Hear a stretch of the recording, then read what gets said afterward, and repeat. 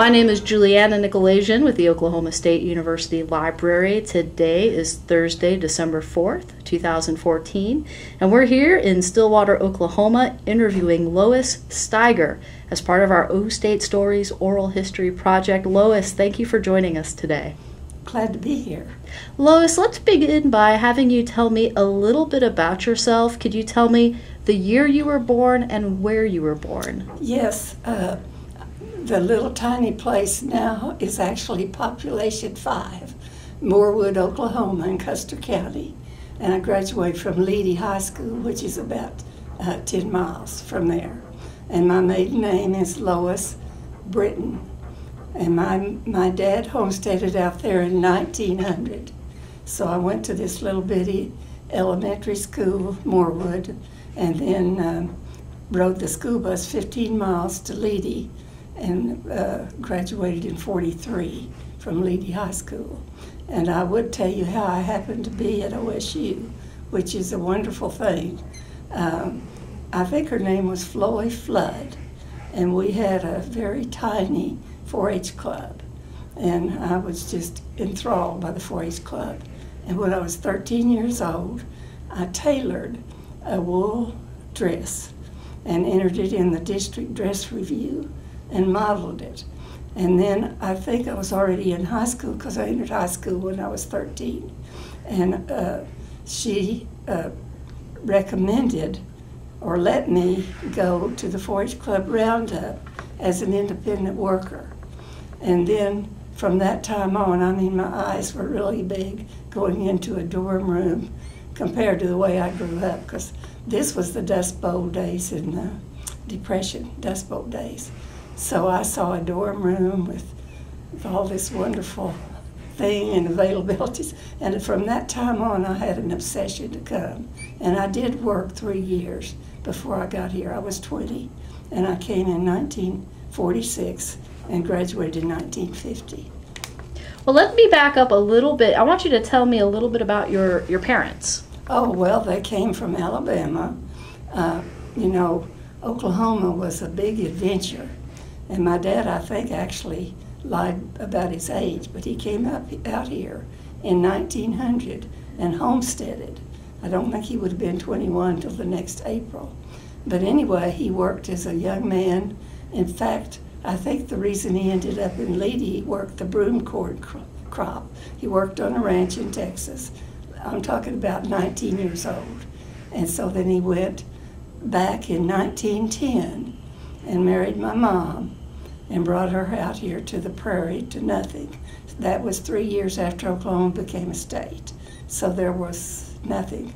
And I often wondered why he picked this place to actually homestead, but it was the land. And so they rode by train to Butler, Oklahoma, and she had her entire possessions with her in a trunk, leaving all of her family in Alabama.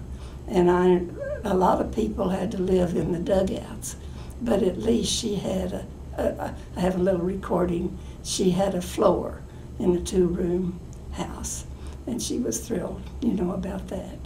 And it was very, very rough. There was nothing.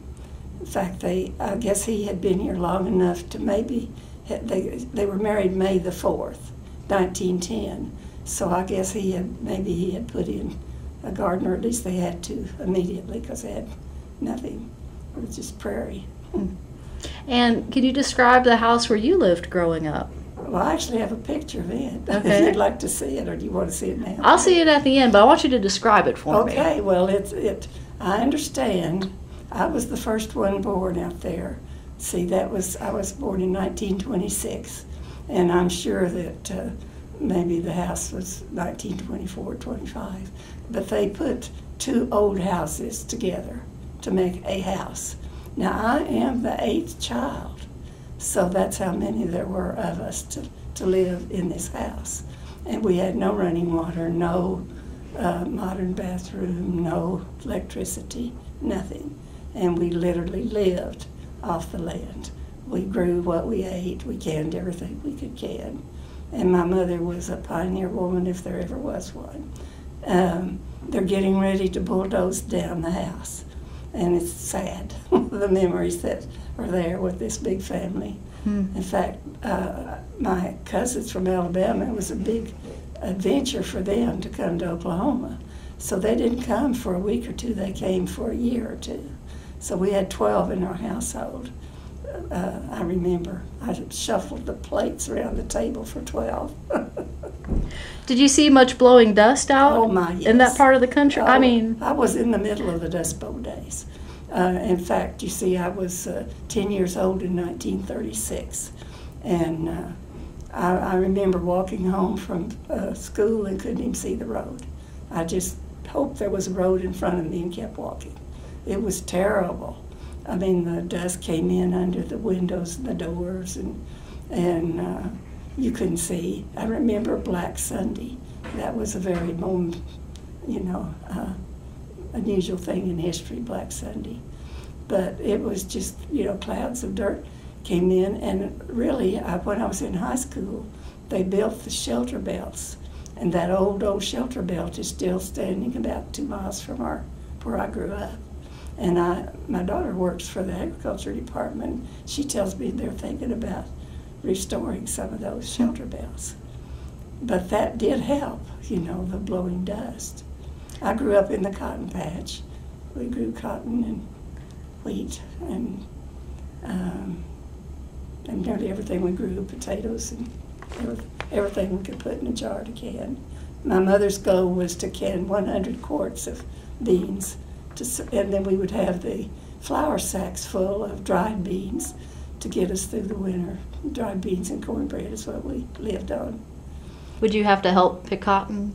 Oh, did I ever? In fact, a lot of people are depressed when it's rainy days. I just danced a jig when it was raining because I didn't have to go to the cotton patch. And all my life I've loved to embroider and things like that, so I could do what I wanted to do.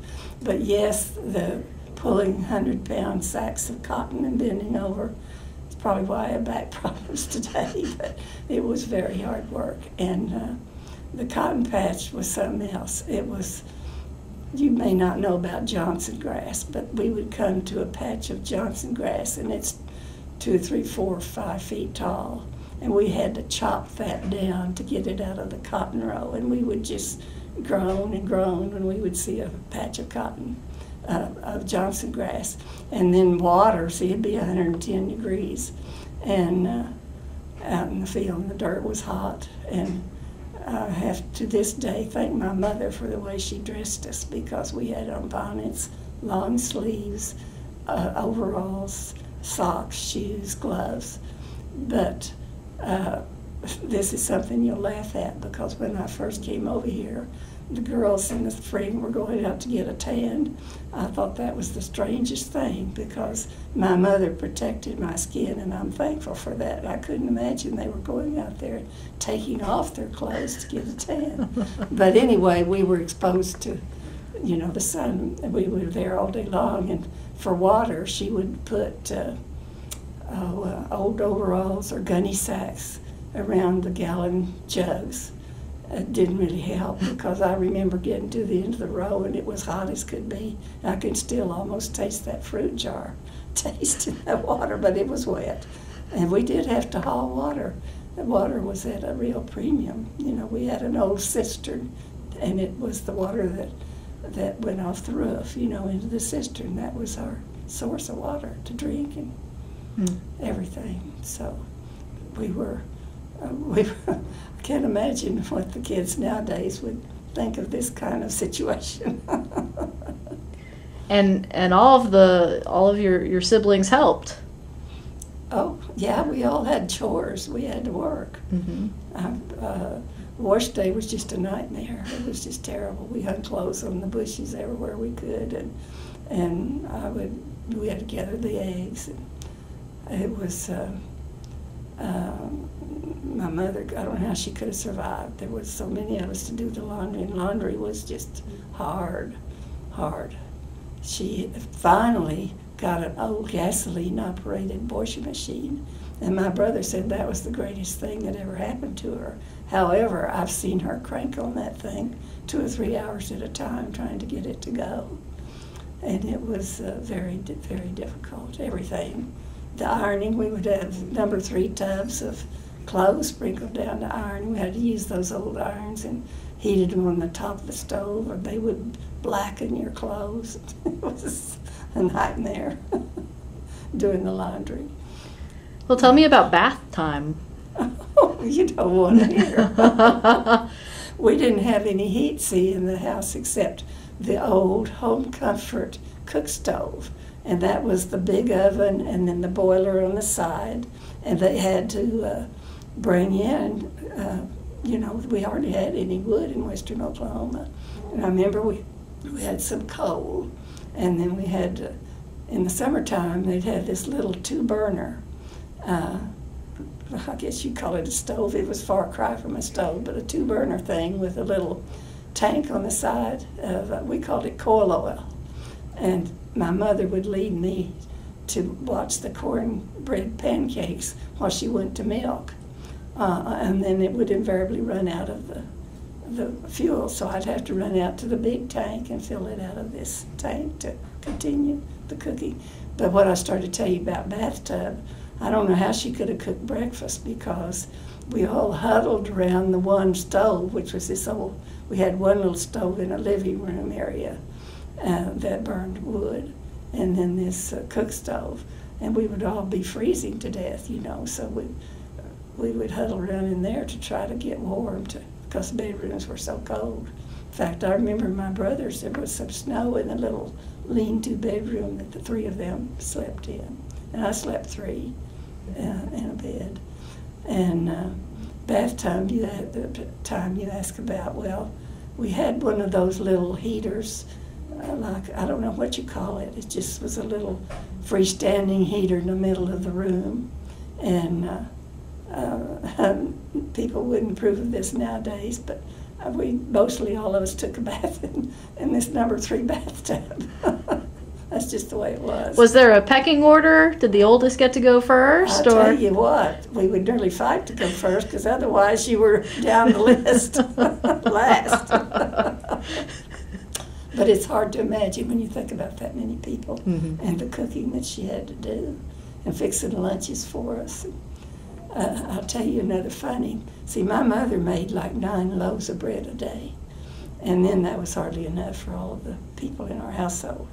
And I would have a sausage biscuit for my lunch, and then sometimes I would have, mostly a sausage biscuit. But anyway, I was just so envious.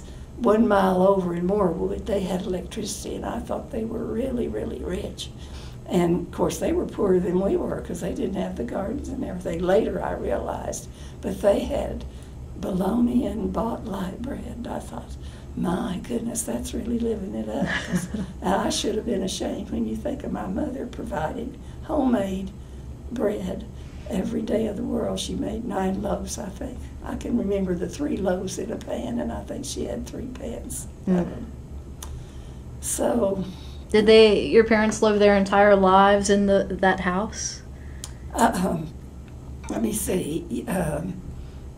Yes, I was trying to think. No, my dad, the year that I came over here, believe it or not, in 1946, he died very suddenly of a heart attack. And there my mother was widowed, and I was working in Oklahoma City. I had come up here on the bus to see if I could get up here, and it was very difficult then. He died August the 7th, and I came up here to the school, in the fall. And then my mother continued to live there. My brother came back from the service. He was in the Army, and he stayed there and farmed, and it was him taking care of the cattle and the farm, and my mother. And then later she moved into a little house in Leedy, and that's where she lived. And then she was in the nursing home in Vice. She lived to be 96. How she did that, I don't know, with the burdens that she had and the hard work. She'd go out at 2 or 3 o'clock in the morning to milk the cows in order to have the milk for breakfast. Now, I don't know where the men were, but it was my mother that went out there to do the milking. Tough woman. Yeah. She was. She had more stamina. I remember her carrying, you're familiar with gunny sacks maybe, but anyway, full of corn from the bottomland on her back up the hill for us to can and put it in the jar. And then, of course, I have great memories of us sitting out there shucking the corn and everything else, trying to get it, and strigging green beans, because, you know, trying to, canning in anything, grapes from the creek, sand plums, you know, for jelly. She put everything in a jar. One of the things that was fun for me when I was growing up, I couldn't wait to get up the next morning to see if the jelly had gelled. And it did, always. But see, she had to have such quantities for so many of us. Goodness, we could go through a jar of jelly in 10 minutes. Well, you mentioned you came to Roundup, 4-H Roundup here at OSU. How did you get to Stillwater for Roundup? Well, this lady, Floyd Flood, is the one, and it seemed like there was myself and maybe another girl or two. But anyway, she brought us up here, stayed with us, and took us back home. I'm sure she's not living now. You realize this was 65 years ago. I'm 88 now. And so I was here 65 years ago. And then it took me, 3 years to get here. So from the time I came over here to that 4-H Club Roundup, I just had this obsession. I never gave up the dream. And I think it is kind of remarkable that I've had it.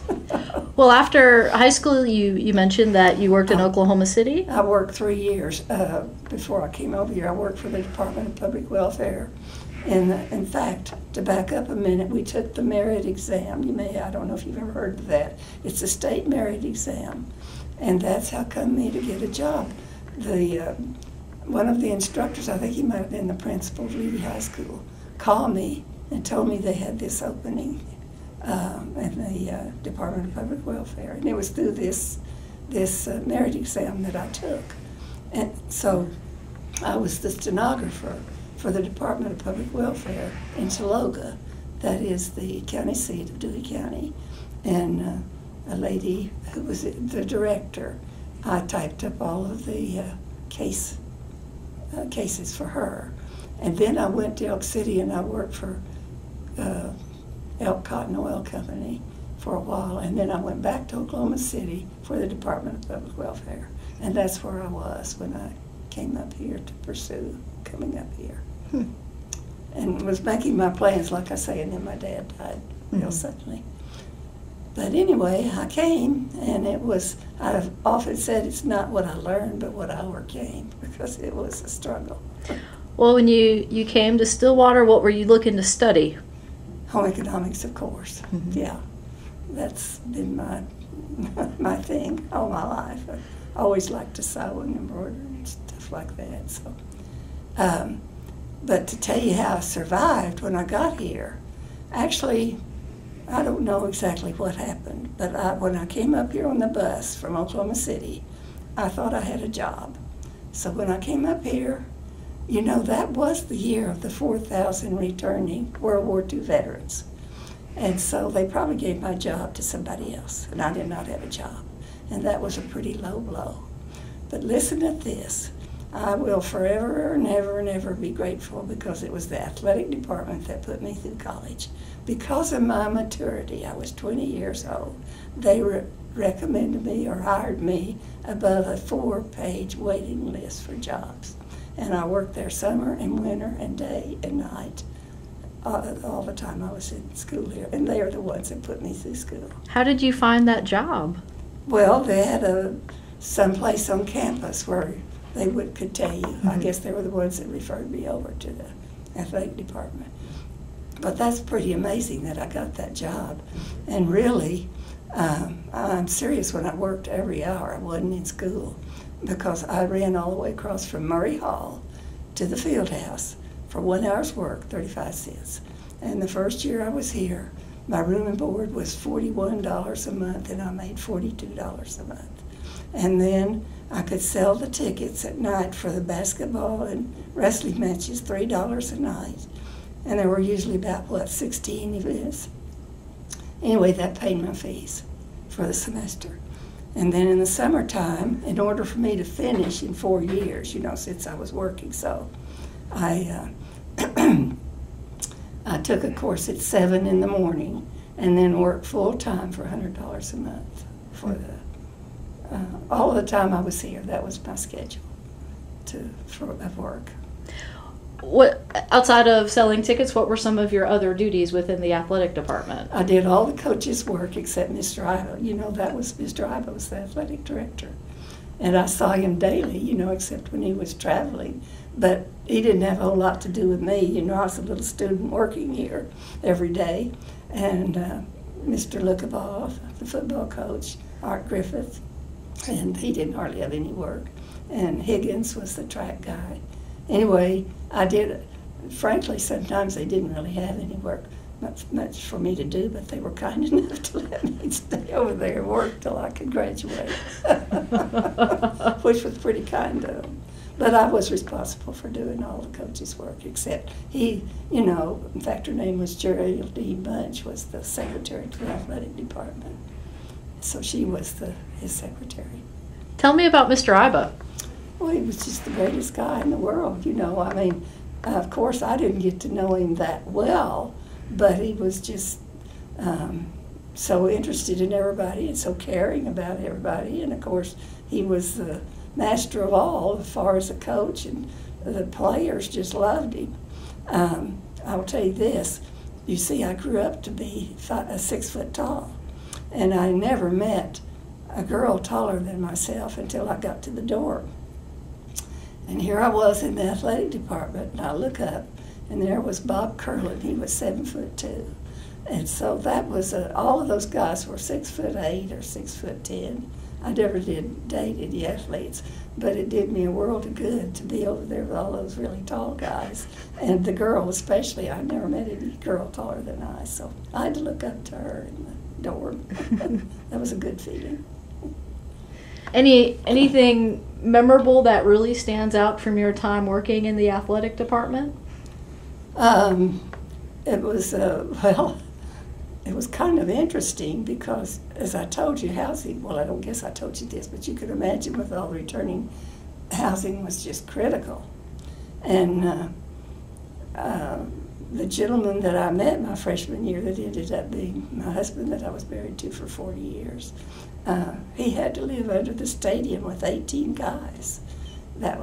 And when you say anything memorable, I was walking to the field house and he was walking from the field house to classes, and we would just speak. But the thing that was kind of interesting about that freshman year is that everybody, of course, wanted to socialize and learn how to dance. Well, I never danced in my life, and neither had he, but we kind of met at that dance class. And I can't remember her name. You've probably heard it a jillion times, but she was a little bitty short, white-haired lady. And it was over in where the gym would be, Old Central or somewhere. Mm-hmm. And it was just packed. And so she taught the dance classes. And see, I was 20, but I had to be in at 6:45 every night. And then, of course, on weekends, I think I had to be in at 10:30 until I got to be an upperclassman. So that was your curfew at Murray Hall? Mm-hmm. And then that was another rude awakening when I got there. See, it was a dorm room built for 2. And by the time I got there was not an inch of space left. It was built for 2. I got the top bunk. And because I'm 6 foot tall, my feet were hanging over the end about a foot. And it was quite an interesting thing. When today would you move into a dorm room and have 3 other roommates, first of all, and then secondly 2 that had been in the waves. One was from New York, and one had come down, and her husband was missing in action. And then she left school because her husband, the dean called her over, and her husband was a complete mental and physical wreck in Seattle, so she left. And then another girl moved down the hall, so then I was left with 2 of us. And then I moved over to Willard, and I had 2 roommates over there that was a little better than 4. Well, you said you met your husband here on campus. At the dance classes. At your dance class. He would walk me over. We didn't start dating until sophomore year. And then we both went to the Methodist Church, and in the summertime they had a Wesley Foundation function. And then I got to know him, you know, a little bit better. I guess maybe we went to church together. But then we dated all the way through, and then finished in the May of 50, and then we married in February of 51. So. Did he play a sport? You mentioned he lived under... No, that was the only house. Oh. 18 guys under the stadium. That's the only place there was. And then later, can you believe he moved to Cordell Hall, where there were 4 in one room, and he lived with those 3 other guys, 4 of them in a room, all the rest of the way through college. I don't imagine very many guys would be too happy to do that nowadays. Tell me his name. Charles Hickman. And what was he studying? Aeronautical engineering. Actually, you will not believe this, but he ended up being, let's see, we lived in Tulsa, and he was working for, first of all, Spartan, and then he went over to American Airlines in their engineering. And then, after about 12 years, I believe it was, he went over to Rockwell. They changed their name 3 times, so I never can remember for sure what their name was, but it was North American one time, Rockwell at one time. It might have been Boeing at one time. But anyway, listen to this. He supervised 60 men and helped design the Saturn V that put the man on the moon. And we were sent to Florida for the Apollo 11 launch. He was the official member of the Apollo 11 launch team. So that's pretty commendable. Well, going back to your OSU days, do you recall the dean of home economics? Oh yeah, O'Toole, Dean O'Toole. And tell me a little bit about Dean O'Toole. Well, I will say this. See, because, well, I have to tell you an honor I received in order to tell you this. But I received the Danforth Award, and I don't know how in the world I was able to get that. But they picked one girl from Oklahoma and one boy from Oklahoma to represent the college, the state, not the college, but the state, as guests of the Ralston Marina Company in St. Louis for 2 weeks, and then 2 weeks at the American Youth Foundation in Michigan. Well, I could hardly miss work, you know, in the summer, but somehow or another I did. I was gone, I guess, for a month and did that. But the other thing about Dean O'Toole, because it was critical that I work. You know, I didn't have any financial help of any kind.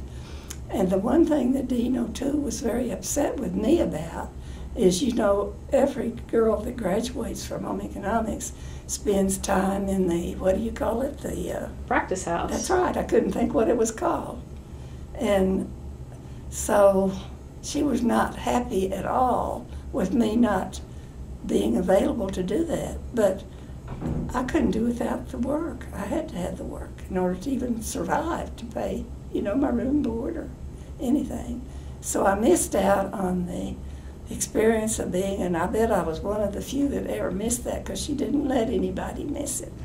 But she didn't like it that I kind of got out of that. We had classes in the Quonset huts. The one thing that I remember about enrolling that was just unbelievable, there was pandemonium. See, everybody wanted to be sure and get the classes they wanted at the time they wanted them. And the people that were registering, I'm assuming the staff members registering for the classes, were not prepared for this. They came down out of the stands. They just I don't know how, they just almost attacked the people to get the classes they wanted, and there was no order. It was just chaotic. That was a terrible thing that happened there. And of course, it was pretty important that I get the classes that I needed, since I was working every hour I went in school. Well, what did you do for fun? Well, I didn't start dating this gentleman until the freshman year. He was putting himself through on the GI Bill, plus helping his folks. He was from Sapulpa. And we would walk over to the auditorium for 15 cents to the movie. Now that was our entertainment, plus going to this dance class. I think it was maybe twice a week. I don't know if it was every evening or not. but we had to be in at 6:45. And really, going to church, I was a part of the Wesley Foundation, and I think there was the women's girls group that was called Kappa Phi. And we would go down there at 8 o'clock on Sunday morning. It was a nice fellowship, is what I'm telling you, that I had close friends in the church, in the dorm, and my roommates. And it's kind of funny because we didn't any of us have any money, so we would call a cab, and as many of us could possibly pack in that cab to go down there, because it didn't cost us much for a whole cab full to go to church on Sunday morning. My two roommates sang in the First Methodist choir, and my daughter now sings in the First Methodist choir. That 65 years ago, I looked up there and saw my roommates. They sang in the choir all 4 years, and there she is singing in the choir, the same choir. So, and I've contacted my roommates within the last month. One of them's in a retirement center in Shreveport. One of them's in the retirement center in Enid, and she lost her husband in July. She married right out of college, and she'd been married 65 years. So I have kept track of people far back. I had a Christmas card this week from a girl that lived next door to us, lives in Michigan. So I kept track of some of mine. We're all not very young anymore. What was the climate on campus like with all of the returning GIs? Oh, gosh. You can't believe the lines. I mean, to go to the bookstore was impossible. Even the dining room, the lines were just so long everywhere. It was just impossible. Anything you wanted to do, there were huge lines. That was the atmosphere. Crowded lines, you couldn't, and then Quonset huts, I told you, to the classes in, walked everywhere. We had no transportation, so we got lots of exercise. Oh, and the dress code was pretty strict, Tell me about it. Well, in the dorm, I think it was, you didn't go to dinner in your jeans or slacks. But Dean Stout was very strict, very, very strict. And so that was the code but I don't really know if I even wore slacks to classes. This has been a while. I can't remember for sure, but it seemed like the dress code on campus, I don't remember it being slacks, but we might have been able to. It seemed like most all of my clothes were skirts and tops and that sort of thing. Do you have a place on campus that's special to you? Well, I've been yearning to go back, but after being down here today, I don't think I dare come close to the campus. I would love to go back to the athletic department, but I bet that it wouldn't be anything like it was when I was here. In fact, I doubt if I could even find the athletic department. Our office was in the field house. It was just a very small office. It accommodated the secretary to Miss Driver and myself, and a counter, and that was it. Times have changed. So I probably couldn't even find anything that was familiar in the athletic department, and certainly nobody's there that knew me then. But I thought it'd be fun to go back, but I'm sure I'll be completely disillusioned. Did you attend graduation? Oh yeah, I brought my diploma and my other things, my commencement of that. What was graduation like? Well, it was, again, huge crowd. I never will forget my roommates' parents. This just happened. I didn't even know that my roommates' parents were sitting next to me in graduation. And I said, well, I think they called her Mary Catherine. I said, really? We'd roomed together for 3 years, so it was just an huge, enormous crowd. But a big thrill to me to get that diploma. Were you the first in your family to go to college? Actually, my two sisters, boy, they worked for theirs. But then you had to have a teaching certificate. They taught in the one-room schools in western Oklahoma with all 8 grades in one room, and they would have to go to Weatherford in the summertime to keep their certificate up. And sometimes, see, I was about 13 years old, I would go with them because that was a big adventure for me. And then I learned a lot from they were a huge influence on me, my school teacher sisters. They were great, great teachers because they were the cook, they were everything. They were the program director, they were everything. They were the janitor. They were really some kind of teachers. Mm-hmm. So they were, you ask if they were the only ones. No, my brother actually went to, I guess you call it auctioneering school. He was an auctioneer, and he did auction of cattle, that sort of thing. My brother that was in service, he went to officer candidate school immediately when he got to Fort Worth, and he was a Fort Sill, and he was a lieutenant in the service. So he didn't go to college, but he certainly had the equivalent of a college degree. And then, let's see, my younger sister went to, I think she went to, but she became a draftswoman for a seismograph company, which was a pretty good thing for her to do. And then another one of my sisters went to business school, for a while, but married real young out of high school. In fact, I was the only one there were only two of us out of the class that went to college, and then she married very soon after high school. Mm-hmm. And now that I look back over it, I wouldn't change places with them for anything, because I really wouldn't take anything for what my experience here at Stillwater. Well, tell me, what happens after graduation? Lots of things. I was thinking you might not be so interested in what happened to me because you're particularly interested in how it was like when I was here, in college. Sure. But let's see, I went to work for Oklahoma Natural Gas in Oklahoma City.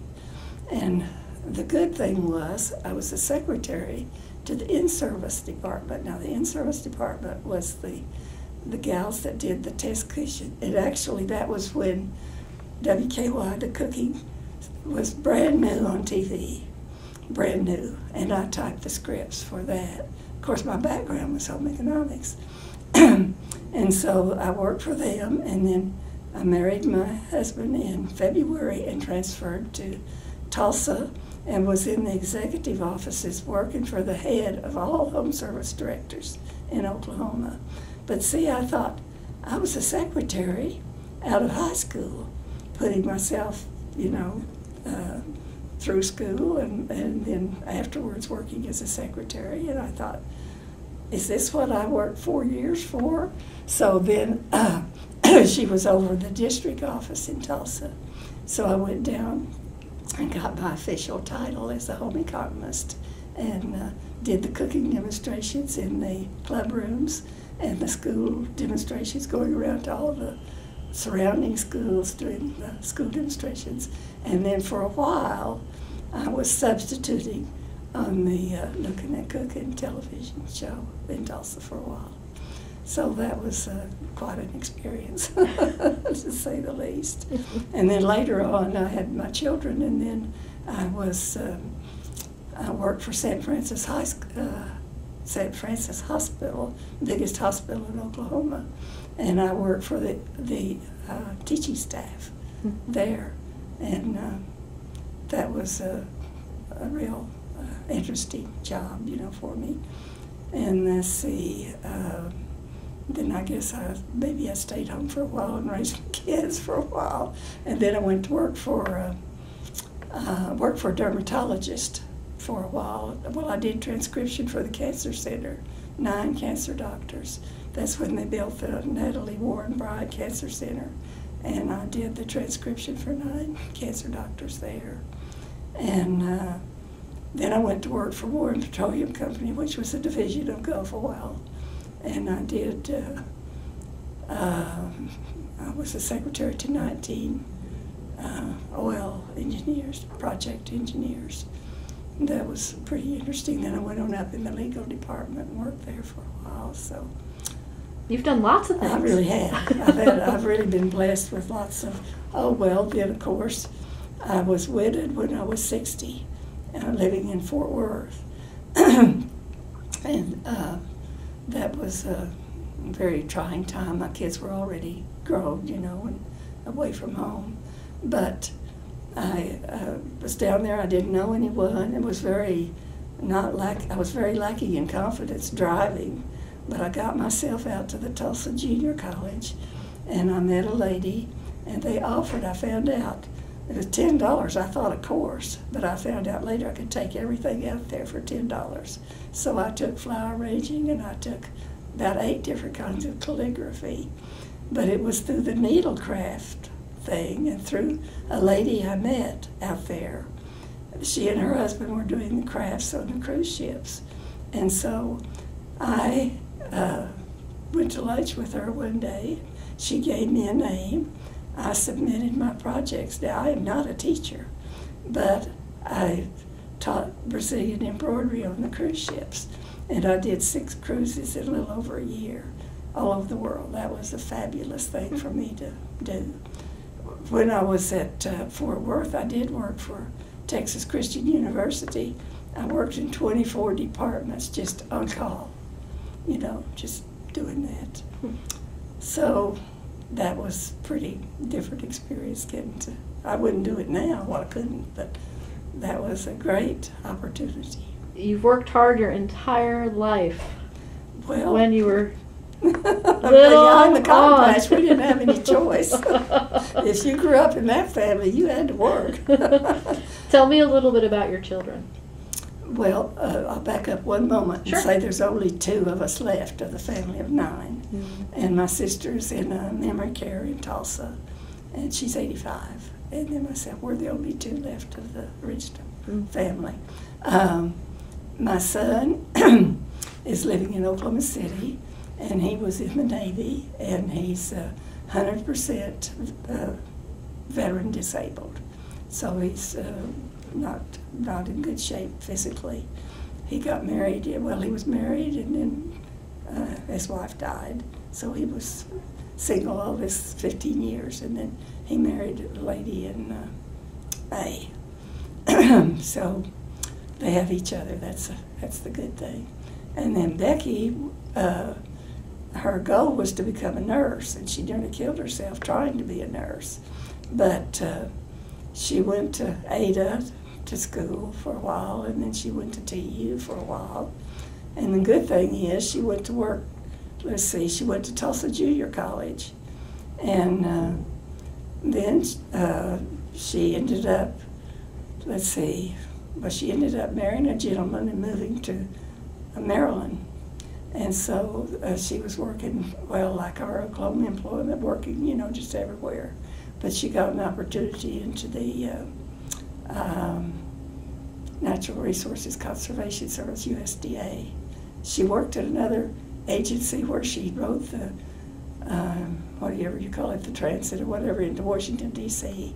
It took her an hour and a half the day to commute there and back. And she had to have really a great clearance at that time. But then she got back to Annapolis in their office there. And then she'd been up there in that office. She's been with them now 29 years. And she's in the USD here. And it took us 10 years to ever get her back here. Oh boy, how lucky we were to get that accomplished. But she's the secretary to the soil section here. She's been with them 29 years. Wonderful. So, and I moved here in, well, a year ago, right now. My husband, who was 91, died a year ago in May. I was married, well, I didn't tell you about my second marriage, but I was married to him 17 years. He was a gentleman that I knew in western Oklahoma, that I knew his first wife. He was married 37 years and lost her with cancer. And then we were together 17 years. But I could no longer live alone in Yukon because of my failing eyesight. So it's good to have family close by. Oh, I don't know what I'd do without her. I really don't. Well, looking back on, you know, your connection to OSU and your growing up in Oklahoma and your long career spanning many different places, how do you want people to remember you? Well, I would like them to remember me as a person that liked to give to other people. of whatever talent I had, which I did have the talent.